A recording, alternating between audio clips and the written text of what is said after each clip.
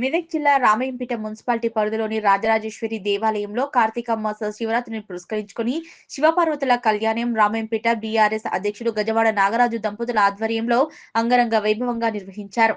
ఈ సందర్భంగా ఆలయ అర్చకులు శ్రీనివాస్ పంతులు బీఆర్ఎస్ పట్టణ అధ్యక్షులు గజవాడ నాగరాజులు మాట్లాడుతూ లోక కళ్యాణం కోసం ప్రతి కార్తీక మాసంలో గత 13 సంవత్సరాల నుంచి శివపార్వతుల కళ్యాణం నిర్వహిస్తున్నట్లు తెలిపారు.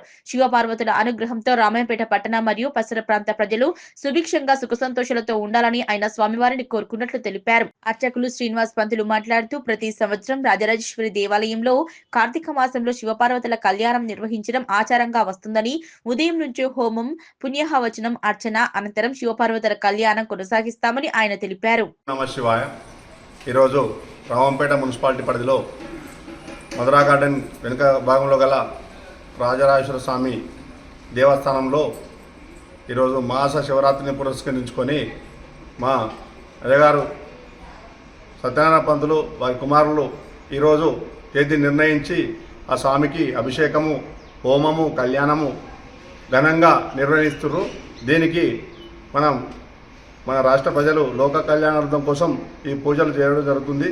మరియు ముఖ్యంగా ఈ యొక్క కళ్యాణానికి పాత్రులుగా అయినందుకు మరియు పాత్రులై భోజన తాంబూలాలు స్వీకరించి రామంపేట ప్రజలకు కోరుకుంటున్నాను. మరియు ఈ యొక్క దేవుడు ఆశీస్సులు అందరి మీద ఉండాలని చెప్పి కోరుకుంటున్నాం. ఓం నమః శివాయ. మహాదేవ శంభో శంకర.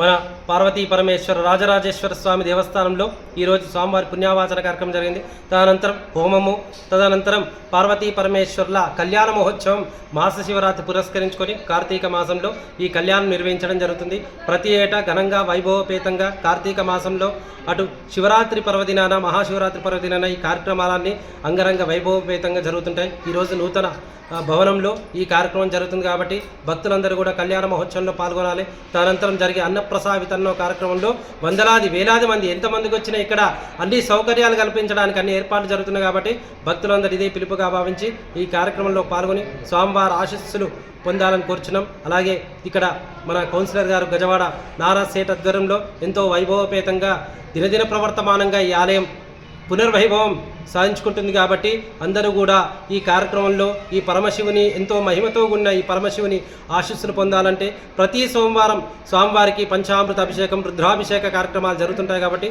ప్రతి ఒక్కరూ పాల్గొని స్వామివారి ఆశీస్సులు పొందాలని కోరుచున్నాం.